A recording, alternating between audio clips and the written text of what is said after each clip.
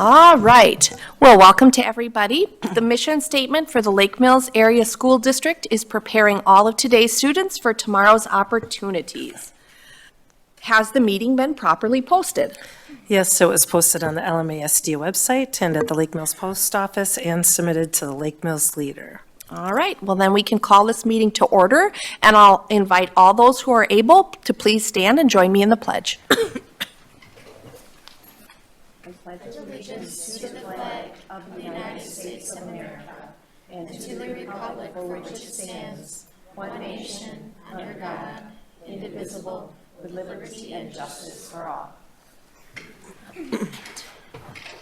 And now I will request a roll call for attendance. Brianna Beslick. Here. Ken Eimers.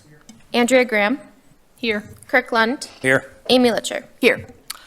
And are there any, to the board members, revisions to the agenda? I'll move the board approve the agenda as presented. I'll second that motion. Okay, it's been moved and seconded. Any discussion? Okay, all those in favor say aye. Aye. All those opposed, same sign. All right, it is approved. So now we will turn it over to our administrative reports and Mrs. Naylor. Ms. Naylor. Good evening. So tonight we have Brian Anderson. He's a CPA and senior manager for Whipfly to give our 2023-24 audit report. And Brian is joining us virtually tonight. So I will go ahead and turn it over to you, Brian. Okay, thanks, Tasha. I'm happy, once again, Brian Anderson from Whipfly. You're happy to present the audit virtually. Thanks for allowing me the opportunity to do this. So I do have the audit here. Do you want me to share my I'm screen? going to pause you right there. Okay. Are we having trouble Can we hearing? turn it up, Dave? Or is that on you? Go Okay, ahead. try it now. You hear me okay? Yes, Better. much Thank better. you. Thank you. Sounds good. So I have the audit in front of me. Do you want me to just go over it here in person? Or do you want me to share my screen to go through it? I think you can just go over it, and then we'll Yeah. ask any pages that we'll Okay, sounds ask on. Okay, thank you. So I'll start with opinion on page 1, which is what you hire us to do, is give an opinion on the financial I'm statement. going to have you pause again, okay? We're having issues with the sound. Okay. Usually I get the Zoom. Okay, is it working better now? Control it, but I'm getting it from you, so can you boost up your audio? Because I'm controlling the meeting, I'm just getting it from you, so.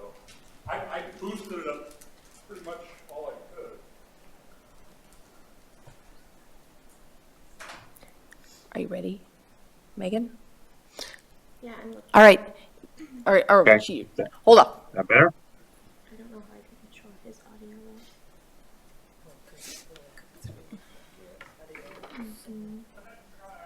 Okay. If you want to try again?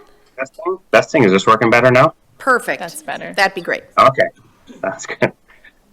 So, like I was saying here, the opinion starts on page 1, which is what you hire us to do, is give an opinion on the financial statements.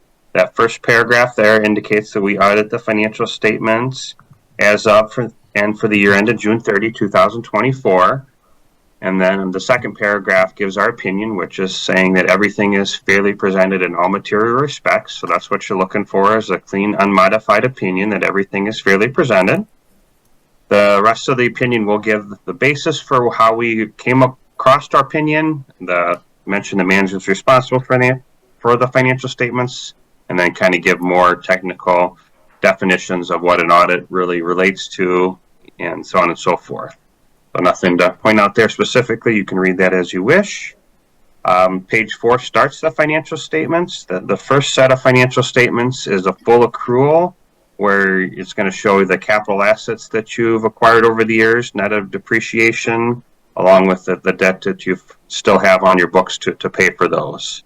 So kind of what we're looking at here is that bottom section there, net position, just to make sure everything is positive, and I'm happy to report everything is positive, meaning you have net assets, capital assets net of debt that's positive, restricted amount that's positive, and then the unrestricted that you can use as you wish. They're all positive positions.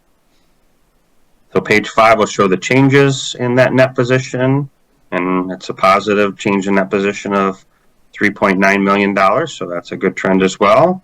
This format kind of shows the expenses and then how those are being funded to the right, whether it's direct charges for services, operating grants into a specific function, or kind of general revenue at the bottom to kind of pay for everything in total, which is mainly your property taxes and your state and federal aid's not restricted. Page 6 will show the balance sheet for all of your funds. The general fund and debt service are large enough that they get called out on a separate column, and then all the other funds are combined into a non-major governmental fund. So even with that, your general fund is your biggest fund there. And once again, we can show a positive fund balance in all categories. Just an interruption, this is, the general fund is Fund 10? Okay. Correct. Yeah, 10, and actually 27 is included in here as well, but really there's no balance sheet for Fund 27 as you transfer amounts from Fund 10 over to Fund 27. Got it. Thank you. When you're looking at page 8, which is what I was going to go to next, that will show Fund 10 and 27 combined. So that'll show about $22 million of revenue and $21 million of expenses. So one of the things we do analyze here is the unassigned fund balance in Fund 10 on page 6. So $6,766,000 compared to your expenditures of $21 million. So you've got about 1/3 or so for rough math of fund balance available, and that's kind of in that recommendation. We're looking at least 2 months of reserves, and you can probably get up to 6 to 7 months if you want to have extra. So you're probably right in there at the 4 months of reserves. So I feel like you got an appropriate amount of general fund to be able to support future issues. There's some school districts that drop below that, and that's when they have issues, and they might have to go out for some temporary funding or cut programs. So luckily you're not in that position right now. As far as the net change in fund balance, the general fund did increase $560,000. The debt service did have an increase as well, but just kind of related to timing there as you're funding future debt service requirements. Let's see, there is page 10 will show your private purpose trust, your activity funds, and also the employee benefit trust, the amounts that you're reserved for future other post-employment benefit plans. So those are the financial statements. I won't go into too much detail here for timing, but it's there to kind of give you a understanding of the accounting policies and maybe a little bit more detail on the numbers.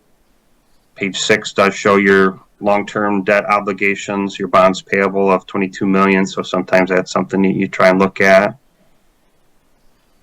There is information on the Wisconsin Retirement System Plan, and as well as your district's pension plan, as well as some other post-employment benefits. So you can kind of read that as you wish. And if you have any questions on anything, you can let Tasha know, and we'll get you the answer to those questions. I guess the other thing to point out, page 37 does show your budgetary comparison schedule. So taking your final budget compared to actual, and luckily you exceeded budget on the revenue side by about $615,000, and on the expenditure side you were under budget by about $101,000. So that did contribute to the increase in fund balance in Fund 10. So this page 37, this is Fund 10 only. As far as the rest of the financial statements, I'll just quickly go ahead to page 54. So since you do get a good amount of federal and state awards, we're required to give a report on internal control over financial reporting, and as well as compliance issues. And just one finding and related to internal control, and that's segregation of duties, which we've reported every year since we've done the audit. And you probably had this on prior audits. Just with a small staff, you're not able to segregate everything or segregate all financial functions from beginning to end. You want to have a separate person taking in the money, another person recording it, and then another person reconciling. So you just don't have enough people to do that. So very common among smaller school districts, so nothing you can really do about it other than just kind of keep a good eye on everything, make sure everything is you expect. So you as a board definitely take your role, don't take your role lightly. Make sure you're looking at everything and doing everything you should to make ask good questions, which I know you are. And then the second opinion there, or the third opinion, I guess, is on page 56, where we're required to specifically audit some federal and state programs. And we're happy to report there was no issues there. You've got a good internal control system to handle your federal and state awards, and there was no compliance issues that we noted on our testing. So page 59 will list those federal awards. Page 60 will list the state awards. And then page 62 is kind of that schedule of findings, kind of a summary of how the audit went. So it just kind of reiterates exactly what I just said, so you can read that as you wish. And then the finding there is on page 64 to kind of detail out that you do have the segregation duties finding. The last page, I will report that I did consider the financial accounting and reporting as an issue in the past because we do prepare the financial statements. But in consideration, since Tasha's done a good job of getting us everything that we prepare, I feel like she could do this if she wanted to, which I wouldn't recommend her doing that, but I think she does have the capability to do this if she needed to. So I feel like it's not a significant enough issue to report anymore. It's still a control issue that I wanted to bring verbally to you, that technically the auditor shouldn't be preparing the financial statements, but since she has a good enough understanding, it's not a significant issue anymore. There is another required communication letter that kind of indicates the same things that I already went over. Maybe just to add that there's accounting estimates in the financial statements, mainly related to depreciation lives. You don't know for certain how long those are going to last. And then also the pension and OPEB liabilities. You never know for certain what those liabilities are until time occurs and the actual expenses come in. So those are included in the financial statements. But said other than that, there was no audit adjustment, so definitely good job to Tasha and her staff to get everything accurately to us. No disagreements with management, and they didn't consult with any of their accountants as far as we know. So I guess with that, that's a quick summary of how the audit went, and I feel like you did a good job with the audit again, and you're in pretty decent shape. So I'll just be available if anybody has any questions. Are there any questions? I was just going to say thank you for giving us the high overview of that. After reading it, hearing you kind of explain some of the things, it just brings back that, oh yes, okay, that makes sense. That's what that number means.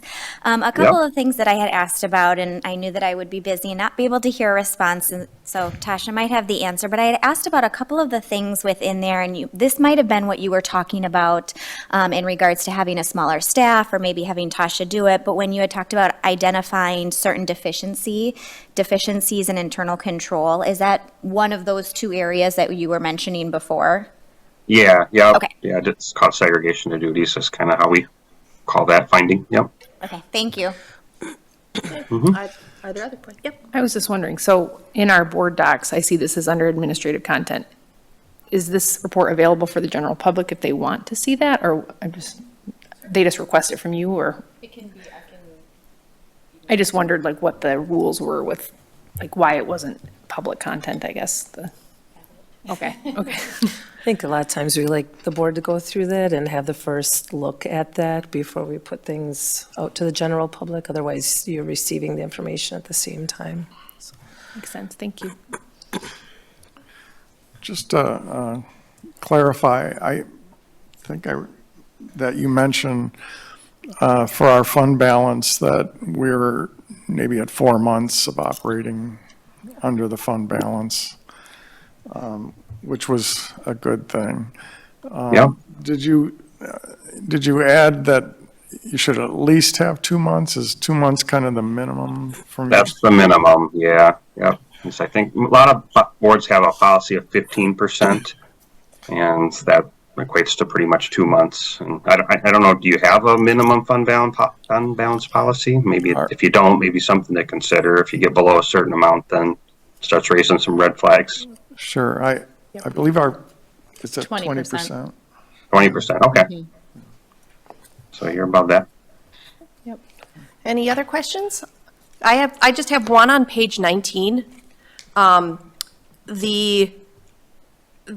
The cash and investments, the custodial credit risk, is this, I mean, we have a significant amount in the banks that wouldn't be covered by FDIC. Is this a typical thing for school districts? Or I'd do- say it do- probably isn't. There's a lot of school districts that will go to the bank and ask them to get a line of credit with a bigger bank just to kind of cover yourself if something would go wrong with a local bank, or they specifically have some investments like pledged against your account. I think I've mentioned this before, and maybe since you do have a smaller bank, they might not have the ability to do that, or it's not cost effective, but you want to support your local bank. So it gets kind of tricky. I guess it's just something maybe to bring up to the bank if it's something they'd be willing to do. But yeah, you definitely want to support your local bank. So I get that. Okay.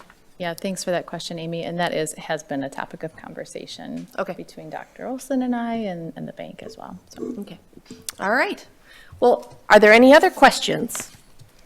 Okay. Hearing none, thank you. Thank you so much, Brian. thank Thank you, you. Brian. Have a good meeting. You too. Thank you.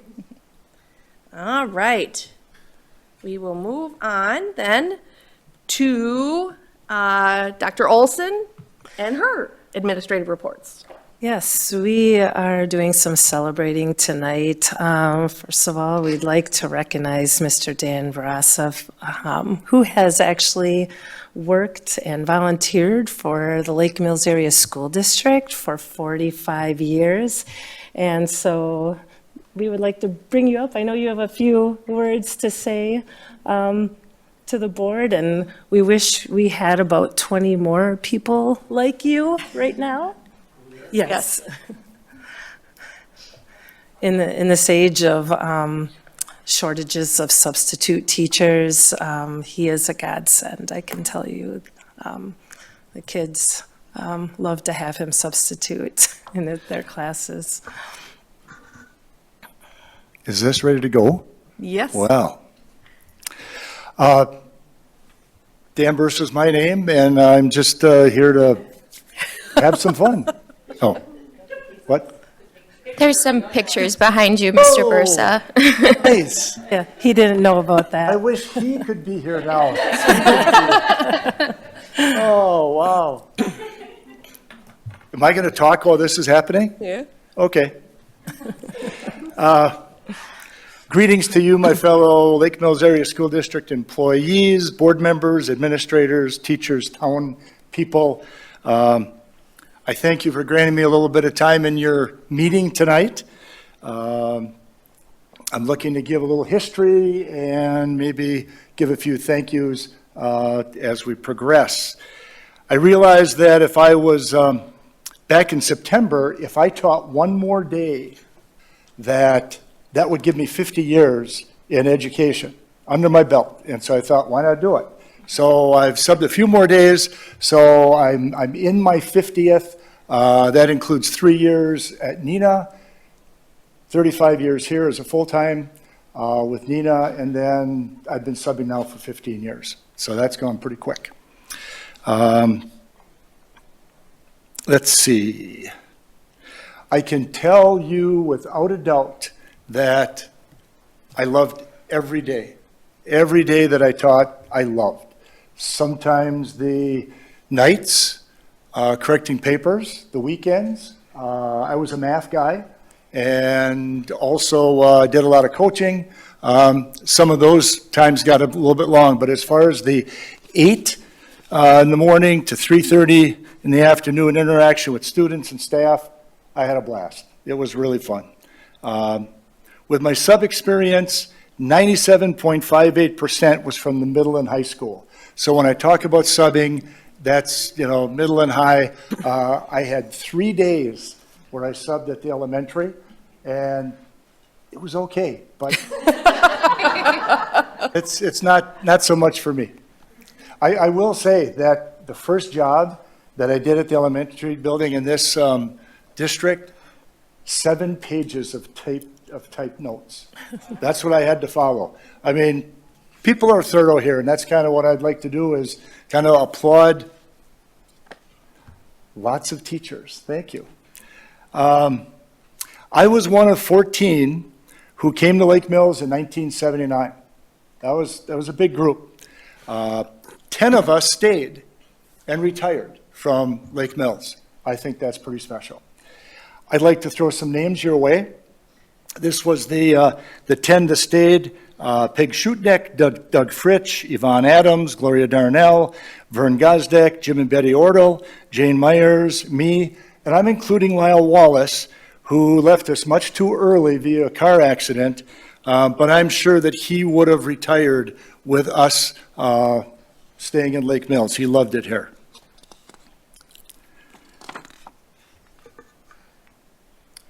We all learned that Lake Mills was a great place to teach and to live, so we stayed. I'm still coming back because of the quality of the district and the kids that are here in this town. A few more names of teachers who came a little bit before me, but still retired here in Lake Mills. Karen Hammer, Judy Murray, Pat Hauser, Anna Hoyt, Chris Stilling, Boyd Forrest, Gene Thomas, Jerry Grzinski, Tom Davison, the Hagstroms, Linda Kelsher Cook, the Petruskas, Eric Leadholm, Ann Copsey, and many, many more. If there was a Hall of Fame for teachers, many of those people I just read would be in it. I got to work with these people, and they were my colleagues, and under them and with them, I flourished.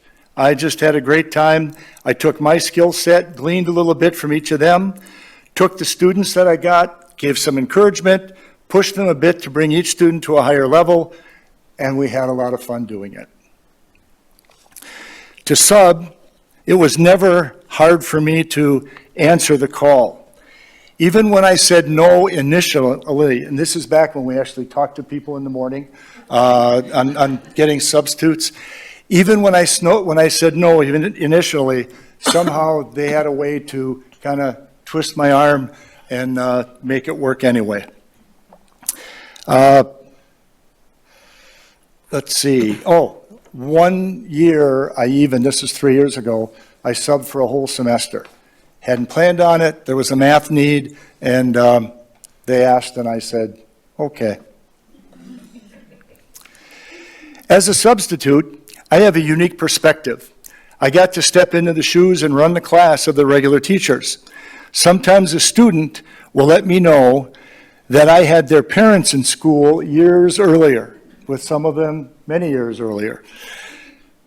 I got a positive vibe, and if things worked out okay, a connection with a new family after I find out that the student I was talking to, their parents I had also. So that was kind of fun. In fact, every year I get a few paychecks to the heart when a student says to me, "Mr. B, you should have been a teacher." If only they knew. I've been blessed with a knack to connect with kids. As a special ed sub, many find it very challenging too, but I was pretty cool with them and they were pretty cool with me. Also, as a special ed sub, I work with 4 to 7 kiddos while in the regular ed classroom. I need to mention a couple things here. And first of all, I think maybe the administrators know, but I'm not sure that all of you know, that we have an extremely talented paraprofessional group. Many have the heart, the knowledge, and the knack to be a full-time teacher, but for various reasons, they choose to stay being a para. Trust me, the whole department is solid and professional. In the last 5 years, I've had 4 long-term sub-jobs where I was the necessary license in the classroom, but the paras were the main teachers. They were the masters, and I kind of followed their lead. Second thing, the current 6th grade wing is really, really stable with solid young teachers. They're doing great work daily. I got to see this firsthand when I subbed for 7 days in the middle of October. The writing, reading, science, and social studies departments were functioning at a high level. So now that we have them, hopefully they're going to stick around, maybe not for 30 or 40 years, but let's shoot for 10 or 15. I must say that I have forgot the the fifth part of the wing on purpose because that person has a lot of experience. Jeffrey Hagstrom has been here over 20 years, and with the 5 of them, they're really doing a great job. They work together, they feed off each other, and the students are definitely prospering. My career in teaching has impacted me professionally and personally, as it has many others. I'm here to give a voice to that. I've gotten hundreds of graduation invites over the years, even a few as a sub, and some class reunions. I cherished every one. I'm always amazed and really happy when a former student comes up during the state fair, maybe Irish Fest, or just on State Street and says something like, "Mr. Bursa, is that you?" Sometimes I do remember their name, and we have a short conversation, and we go on our way. Those things, those times are priceless. A quick true story. Some numbers, and then I'll be done. 10 years ago or so, I had a 5th grade sub job. 10 minutes into the day, a girl in the front of the class said to me, "Why should I listen to you?" And in one of my quicker retorts, I said, "Tell you what, I have a lesson plan that I have to get through with your regular teacher. We have to do that. If you follow that, and if you do what it says, and you listen and contribute, you will learn, and we'll have a little fun along the way." I asked if she knew about mushrooms. She said yes. I told her about fungus, and that a mushroom is a fungus. And that I could be, if you had multiple mushrooms, then you would have fungi, plural. And I said I could be a fun guy. And a lot of the kids said, "Well, can we call you Mr. Mushroom then?" And some of those 5th graders have all been graduated 3-4 years. As a senior, some of them would holler across the room when I came in, "Hey, Mr. Mushroom." And it was just kind of fun. Some numbers to close out. I've had over 100 seasons of coaching. I've coached baseball, volleyball, basketball, football, and track. I was the Fellowship of Christian Athletes advisor for 40 plus years, and I've had a blast. I've had a great time. I'm truly grateful for the way this town is operated, the people, the kids. It's really good, and I hope all of you really keep that.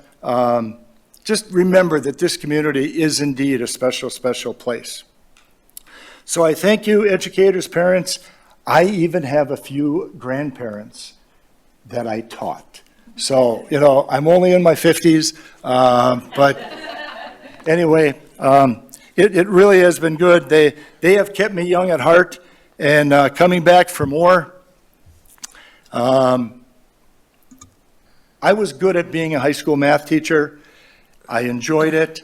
And now even as a sub, you kind of wonder, is it working? I've got a little Post-it note, this little guy right here, and this is over 10 years old, and it just says, "You're the best sub ever." Well, sometimes that's almost worth some money. And I've loved my whole teaching career, and I thank you for letting me to do it in Lake Mills.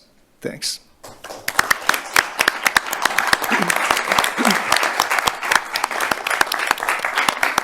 Mr. Bursa. Mr. Bursa. Mr. Bursa. Yes. On behalf of the school district, and you have impacted 3 generations, my dad, me, and my son. Thank you, thank you, thank you. Should I open this? Yes, absolutely. Amy, I can get a picture. I can get a picture of the board and Mr. Bursa. Yeah. That's right.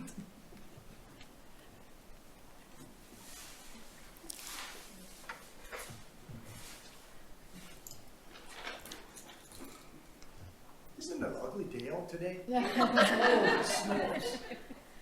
This, however, is quite beautiful. Oh, that's nice.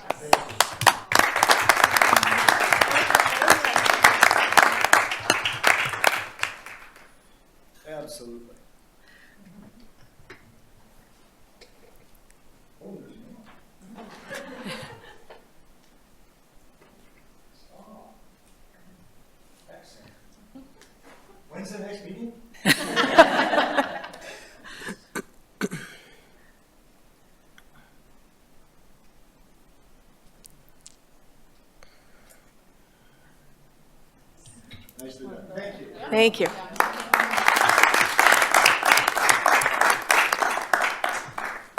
Do you want to come in front? Sure.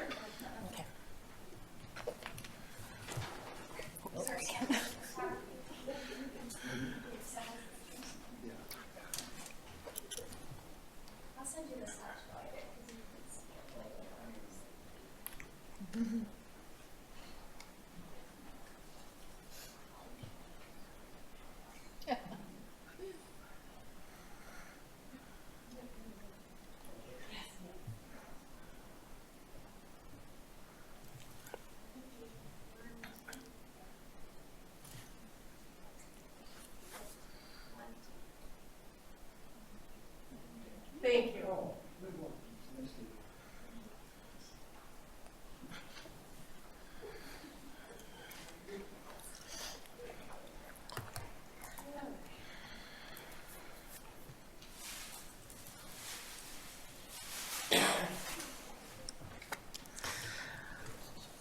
Well, not to follow that's probably the best part of the night, but we have to move on.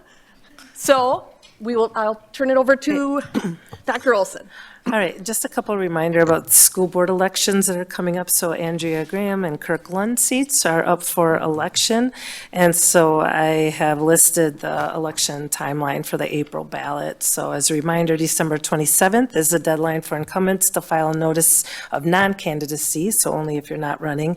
January 7th is the candidate deadline for filing all ballot access documents. And then on February 18th, they would hold a primary if one was needed. And then April 1st is the spring election. And then on or before April 28th is when new school board members and incumbents take the official oath. And then we have the board reorganization meeting on April 28th. And then we'll move on to the Community Recreation Department, and Carmen Weldon is here with Officer Johnson and 3 of our students, and they have a presentation on the Yoast program. Tough act to follow, Mr. Bursa, but we're going to give it our best. So we're here this evening to talk to you about a new program that we've started at the high school, Officer Johnson and I, and it's called the Yoast program, which stands for Young and Old Stick Together. I'll just talk briefly. I grew up in Madison. I think most of you know that. I went to Madison East High School, and we had a club called Enjoy. It was East Neighbors Join Old and Young, which is exactly what this program is. We were coupled with a senior citizen in the community, and we went and visited them during our study hall or whenever we had time, at least once a week, if not more. We did small chores and things like that, or just sat and visited, made cookies. It was one of the highlights of my 4 years in high school. I so enjoyed it. And then I met Carmen. And this is something that Jess and I have had in the works for a couple years. We've talked about it for probably the last 2 or 3 years. Before coming to Lake Mills, I was a school counselor in Waterloo for 9 years, and they actually had a Yoast program there, started by one of the teachers, Dick Jones, and he started it over there, and it had been around for a long time, probably in the 80s it had started. And so just my time in Waterloo, I had heard about this program, saw what it had done for the community, for our students, and really was looking to continue on with that. And so Jess and I had been talking about it, and so we were finally able to bring it together this year. So we're really excited about it. Yeah, definitely. A little bit about how it came to be. So at the beginning of the school year, I sent out an email to all of the juniors and seniors. We held an informational meeting, just telling them what Yoast is, what our thoughts and visions were for it. Then we followed up with them and asked, okay, now that you know what Yoast is, who's interested? So we currently have 26 juniors and seniors. Jess did the same thing with seniors in the community, and we have 11 senior citizens that we've paired up with our 26 juniors and seniors. We had a training day for all of our students at the high school. We invited folks from the ADRC to come in, Trinity Pines, Carol Burrows was there from Club 55, the senior center, and then we also had a member from Rainbow Community Care just talking about some things that the juniors and seniors might experience with their Yoast partner, just to kind of get them prepared. And then after that training day, Jess and I sat down together, and then we matched all of the students together with Yoast partners. And so we're about a couple weeks into the program where the students are going out meeting with their Yoast partner. We've asked them to commit to about 30 to 45 minutes every week, meeting with their Yoast partner. Yeah, I feel like it's so important to have the younger kids. And I know I was here last year and kind of presented when we did that program with the 7th graders where I had them go to Trinity Pines. That's where a lot of our seniors are again. I saw how it was just such a pleasure for the seniors at Trinity Pines. So to see them again connecting with younger kids in the community is just amazing. I think it's a great relationship.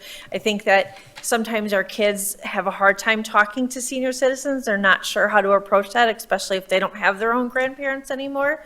So I think it's a wonderful relationship to learn, to get the history from the senior citizens in our community. And then at this time, we have, we're going to invite 3 seniors up to talk to you a little bit about their experience these last couple weeks in Yoast. All right, hello, I'm Max Kressner. I'm Saul Lopez. And I'm Clovis Cormier Tardif. And we're seniors. The reason why we joined Yoast was to get some life advice from our seniors, because they've know that what happened in their lives, and they usually give us advice, which is really helpful for us, and we have a blast with that. Just to also give back to the community and just connect with them. So far we've had 2 visits with our Yoast partner, he's Boyd Forrest, so many of you may know him from the past. Mr. Bursa mentioned him in his speech. So he was the old principal and athletic director, and he's told us about how much he loved coaching throughout his career. That was one of the highlights of something he enjoyed to do. And he said that it's very nice that he's been able to connect with students again, since he hasn't had that for a little while, but now he gets a direct connection to the school because we talk to him once a week. And at our last meeting, we learned so much about him, about his growing up throughout his childhood, and how he used to go to college during the week and then hitchhike 100 miles back home to help his family on the farm. So it was just a crazy thing that I cannot imagine doing that, but he did that. And we've picked up lots of advice. He's constantly reiterating about how we should go travel and see the world and just make long-lasting memories. And something he also said was that if you want something done, ask a busy person.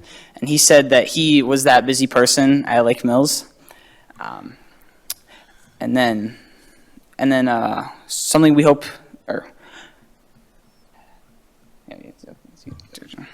sorry. So these past couple weeks have been kind of eye-opening for us. I think that we're going to learn so much from Mr. Forrest. We're excited to learn about a lot more of his experiences, and but we also want to create a long-lasting relationship with Mr. Forrest, because he's such an interesting person, and I believe that these experiences will allow us for kind of better understand ourselves and learn some valuable life lessons. And we just want to say thank you to Ms. Weldon and Officer Johnson for putting together this program. It's a great connection to the community. Thank you.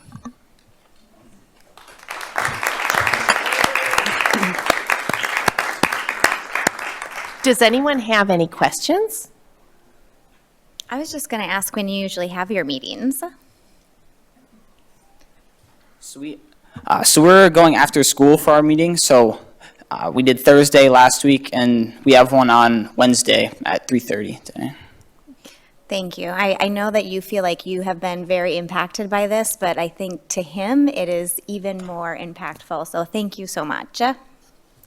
Thank you. Any other questions? Right, thank you so much.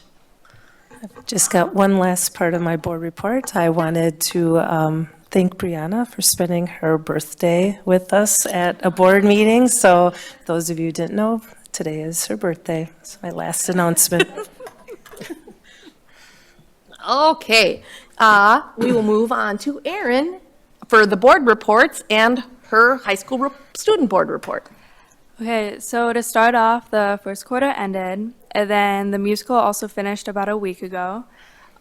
Winter sports are starting. Girls basketball started last week, and then their first game is at home tomorrow versus Mount Horeb. Boys basketball and wrestling started today. Tomorrow there will be a musical chairs event during advisory, and this is where the teachers compete against each other, and if they lose, they have to do a punishment in front of the whole school. In order to do this, the students raised $250 for a family whose house started on fire. And then the student council is starting to plan the Santa Social raffle in December. And if possible, we're looking for more gift donations from businesses. And then money from this will also go to the family who had a house fire. Next week, Monday, the International Club planned presentations from the foreign exchange students and the student who spent a year in Germany. So, and then we also did that last year, so then that should be interesting because the students are from Italy and Moldova this year. And then finally, the student Rotarians of November are Sam Witt and Max Kressner. All right. Now, we will move on to policies report. Yes, so we met earlier this week, and so this is our first reading of the policies that we have here. A lot of them had some just more inclusive language. The document that's in there has a really great each line item for each policy if you want to look specifically into those, but more inclusive language. Other ones were kind of combined into another policy, and so they kind of, took one out because it's now included in something else. Nothing super drastic by any means, but take a read. If you have any questions, please ask. Okay. I did have one question for the revised ranking system. Does that just apply to entrance into UW, or does it take over how we rank in total? So Carmen could probably explain this better than I with the direct admit. So right now, that's through the UW system. Yeah. So. Okay. Then we will move on to this third board reports and facilities referendum. Just an update. I'll continue to update the public through the columns in the paper. I did not put one in this week's paper, but plan to put one in next week's paper.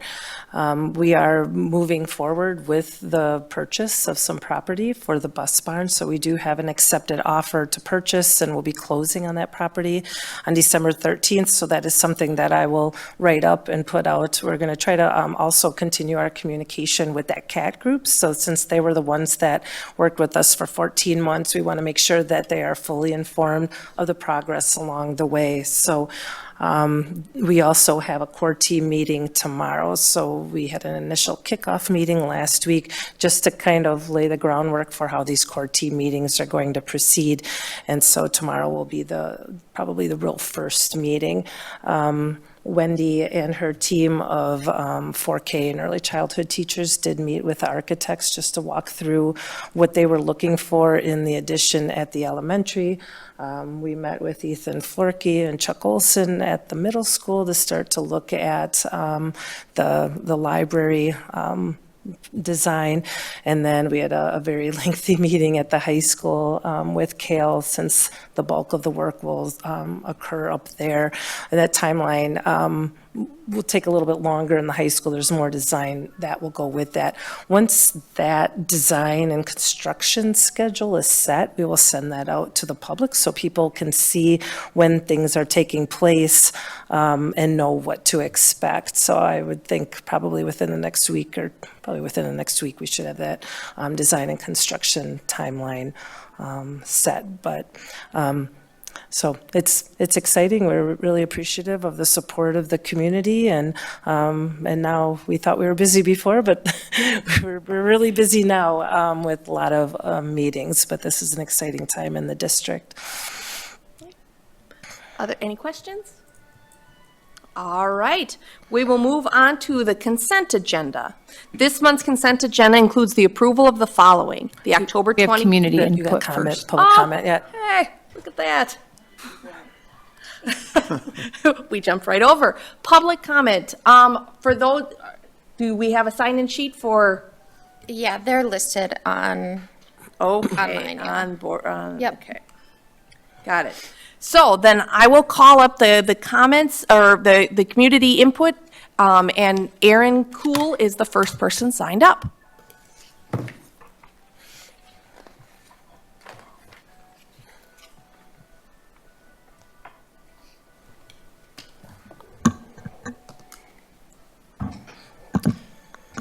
Good evening, school board members and district administrators. My name is Aaron Cool, and I'm a parent of 2 Lake Mills Elementary School students.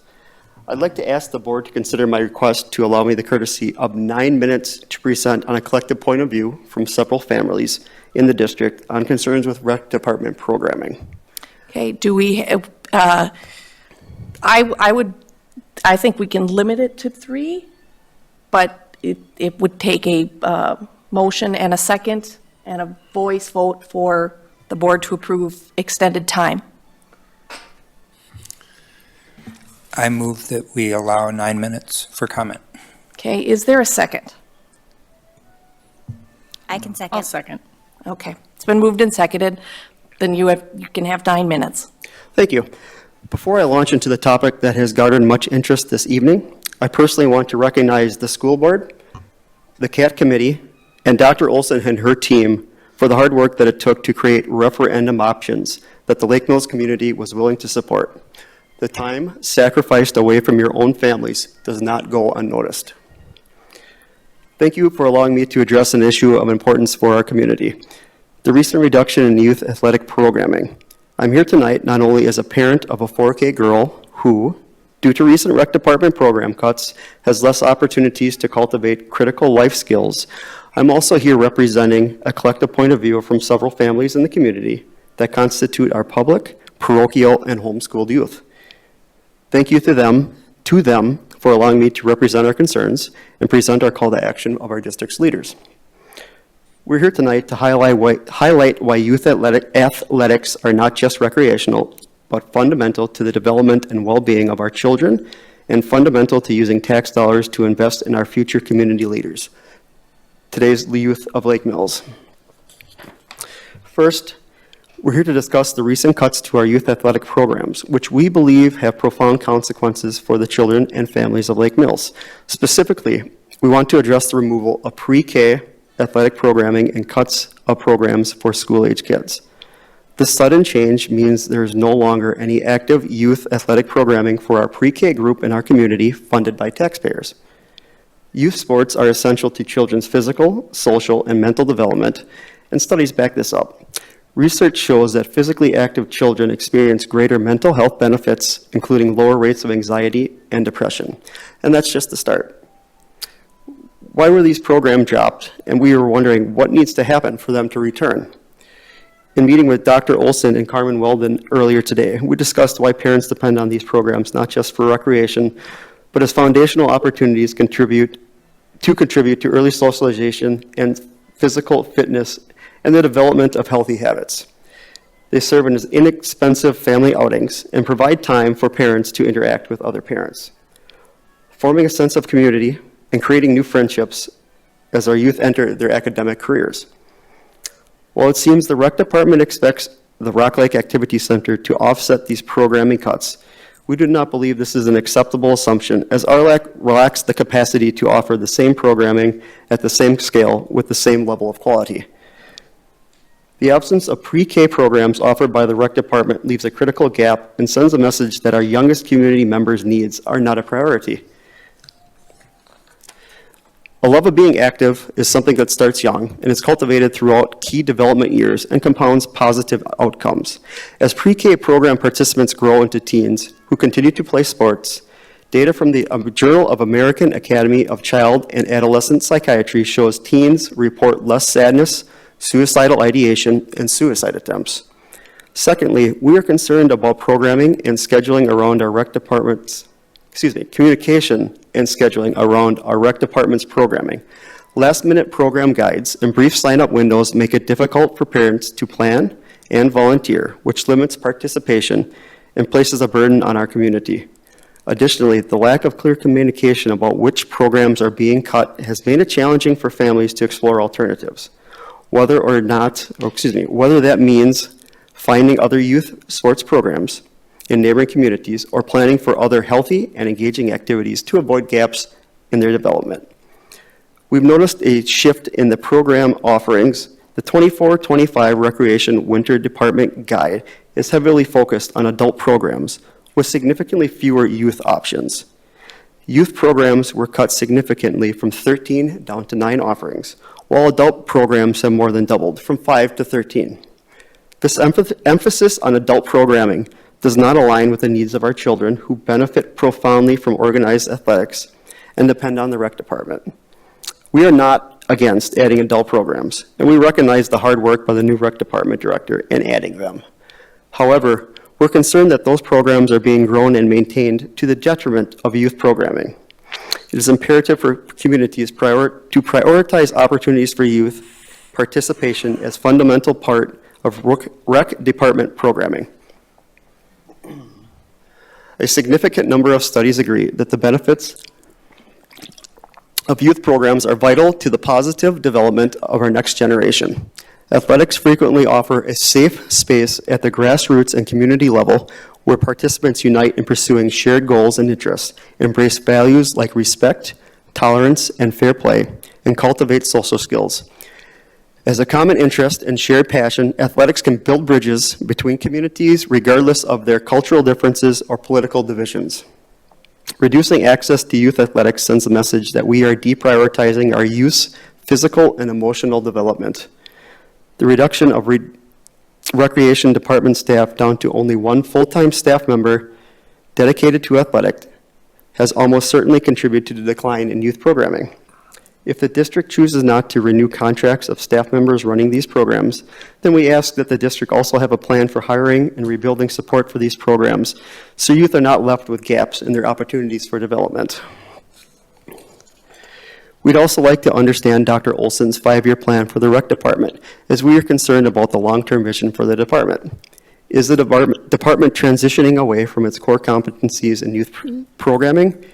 If Dr. Olson's 5-year plan emphasizes mentorship, STEM, and adult programming over aligning resources with the need for the traditional athletics for our pre-K and school-age children, then we are concerned we are overlooking the critical physical and mental health benefits that come uniquely from youth athletics participation. What additional resources are needed to be able to support both the core competency of youth athletic programming and an expansion into adult programming for the community? Thirdly, we want to emphasize how youth sports benefit the community and the individual child. A 2023 report by Project Play shows that active children grow into adults with a better quality of life than their peers who are inactive. Additionally, the skills learned in sports, goal setting, teamwork, leadership are valuable throughout the life. Children who play sports are more likely to graduate from high school, pursue college, and become productive, engaged citizens. These programs are not just extras, but critical investments in our children's and our community's future. A recent study shows that children who engage in sports are twice as likely to experience improved mental health, including lower levels of anxiety and depression. Research also links physical activity to better cognitive performance and improved creativity.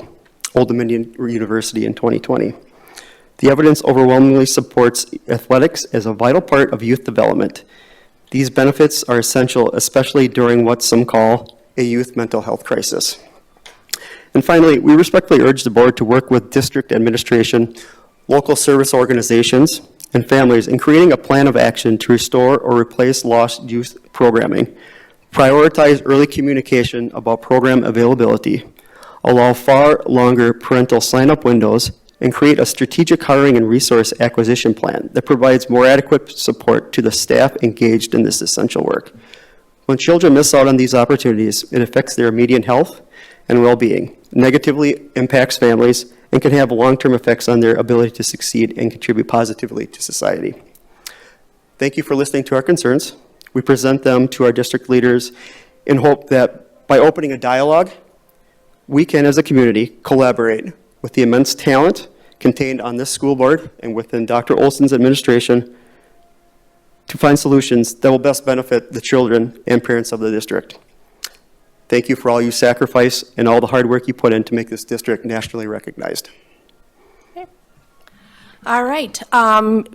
Ms. Cruiser, Tracy Cruiser is the next person signed up to give comments.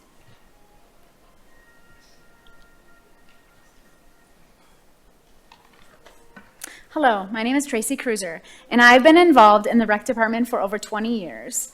At the beginning of my involvement, the rec department offered the basics of sports for our area kids. But as time went on, the community saw what a great asset the rec department and their employees are.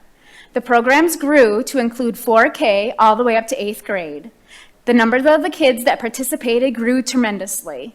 As word got out, younger siblings wanted to be involved in sports, and the rec department always included them. Parents never had to worry if the programs their kids participated in would be there the next year because the rec department is a staple in our community. I believe involvement is a big part of the rec department, if it is getting coaches to volunteer, getting kids signed up, or keeping the parents informed at different programs. In the past 11 months, I have seen a change in programs being taken away with no communication to the parents and communities as of why. Lake Mills and area towns count on the rec department to be there year after year to offer our kids the sports they want. Thank you. All right. I just want to quickly reiterate, we met this morning, and I mean, I know Aaron said this, that the goal was that our LAC would be picking up the birth through 4-year-old program. So that was our That's intention, great. is to not double up on programming. When we met this morning, we said we're in the process of interviewing for the additional halftime position.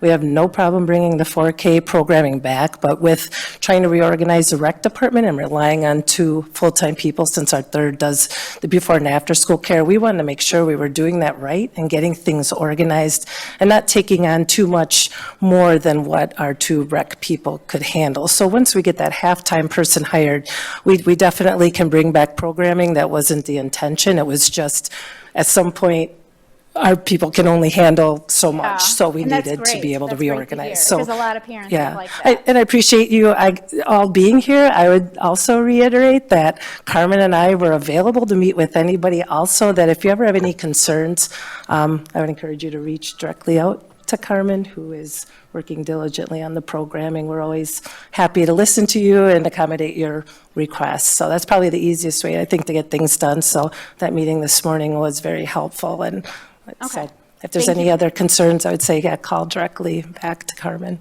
Thank you. All right, the next person signed up for, is Brenda Morris for public comment. That's okay. Good evening. I'm not Brenda Morris.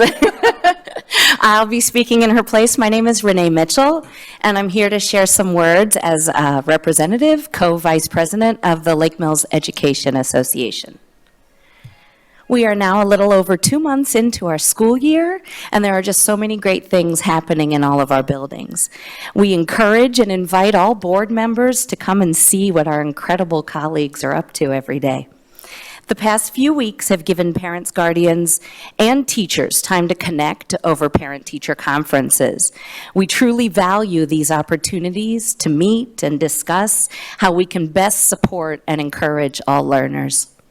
We're excited to start the process, or continue the process, of looking at our buildings with the good news of the referendum passing. We'd like to offer a special thank you to the community. We are so glad to do work that improves the safety of our buildings, as well as the learning environments of our students, such as the library and media space in the middle school. We are excited to advocate for our colleagues as we are invited to participate on the Compensation Committee, and we look forward to the implementation of a predictable, transparent, and equitable compensation model that will incentivize teachers to become highly qualified experts in their field, thus continuing to contribute to the high-quality public education offered to all of our students in Lake Mills. Thank you, as always, to the administration as well as the community for your dedication to our students' learning conditions. Thank you. Thank you. All right. Thank you for the comments, and we will be taking them up in conversation. All right, now we will jump to the consent agenda. This month's consent agenda includes the approval of the following: October 21 regular meeting minutes, October 28 special meeting minutes, November 4th Finance Personnel Committee proceedings, November 14th Policy Committee proceedings, Treasurer's report and vouchers and invoices, and the personnel report. I move the board approve the consent agenda as presented. I'll second the motion. Okay, it's been moved and seconded. Any questions on any of those specific items? All right, then I will request a roll call vote. Brianna Beslick. Aye. Ken Imers. Aye. Andrea Graham. Aye. Kirk Lund. Aye. Amy Litcher. Aye. All right, we will move on to our action items. The Wisconsin Alliance for Excellent Schools membership renewal, and this is an annual partnership with that group that supports statewide coalitions supporting strong public schools through the Wisconsin Public Education Network. Do I have a motion? I'll move the board approve the Wisconsin Alliance for Excellent Schools membership. I'll second. Okay, it's been moved and seconded. Are there any questions or discussion? I just have to say that I appreciate, being a part of this as a incoming board member is very helpful, and a lot of the different presentations that they held, they still have a lot of, things that they offer, whether it be just articles to read or events, to go and be a part of. So I appreciate this, being a part of this program. Okay. Any other things? All right, hearing none, hearing no other discussion, I will ask for a roll call vote. Ken Imers. Aye. Andrea Graham. Aye. Kirk Lund. Aye. Brianna Beslick. Aye. Amy Litcher. Aye. All right, our next action item is setting the summer school and swim dates for this next 2025 summer season. I'll move the board approve the summer school dates for the 2025 summer school program as follows. Session 1 would be June 16th to July 1st. Session 2 and swim lessons would be July 7th to July 22nd. Okay. Second. All right, it's been moved and seconded. Any questions or discussion? Hearing none, I'll ask for a roll call vote. Andrea Graham. Aye. Kirk Lund. Aye. Brianna Beslick. Aye. Ken Imers. Aye. Amy Litcher. Aye. All right. 6C, our next action item, is the positions description approval for the recreation supervisor and occupational therapist. And I know, Brianna, you had asked for an edit or a revision in there. We have, that includes sports enrichment, youth programs, and special events, but to add adult and youth programs, that was an oversight. So just, if you do the approval, I would say we'll just make that revision upon. I was going to say, I think it falls under, the supervising various programs. It makes sense that it would be considered under that, but I thought when we continued moving on, talking about the more specific things, I thought maybe it might be appropriate to add that in there. I didn't know how nitpicky we wanted to be with it. No, I think that's a good revision. So you're saying add adult programming? Because I see youth in there. Just to specify adult and youth programming. Adult and youth, okay. And this is for the rec supervisor. Okay. So I'll move the board approve the rec supervisor description as presented with the addition as, to add adult programming as well, and then also the occupational therapist position as presented. Second. It's been moved and seconded. Any discussion or questions? Hearing none, I'll ask for a roll call vote. Kirk Lund, Aye. Brianna Beslick, Aye. Ken Imers, Aye. Andrea Graham, Aye. Amy Litcher. Aye. All right. Moving on to our last action item, or our last action item before the closed session, the approval of gifts. I'm always amazed and thankful for the Lake Mills community and their generous support of our district. Absolutely. I move the board thank the generous donors for their continued support of the students and programs of the Lake Mills Area School District. Janine Schunke Hirsch for the donation valued at over $100 of food and household goods to the district's food pantry, The Mill. Rotary Club of Lake Mills for their donation of $150 to the high school drama club.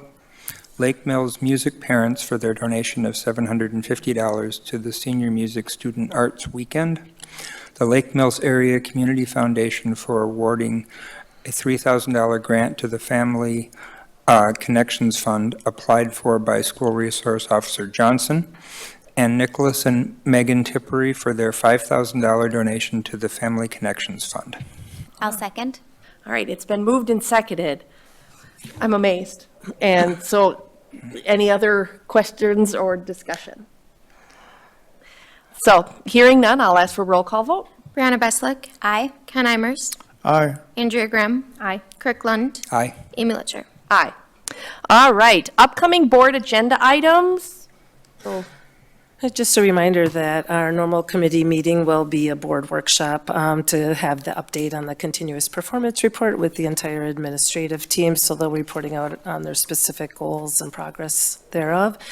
And then we'll be bringing to you the school safety reports. We should have a school calendar ready to go. I'll be meeting with a calendar committee here in about a week, and then new course proposals are due.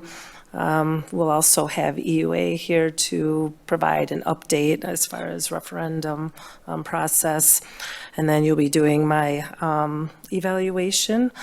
And then sometimes we have the WASB resolutions by then. It's always kind of close. I would be surprised if we had them by then, but if we do, we'll add those. And then we'll be bringing the athletic handbook to you for a new revision. We had legal counsel review that and bring that up to speed. That hasn't been done for quite a while. Okay. All right. Sounds good. Now we will move I'll ask for a motion to move into executive session.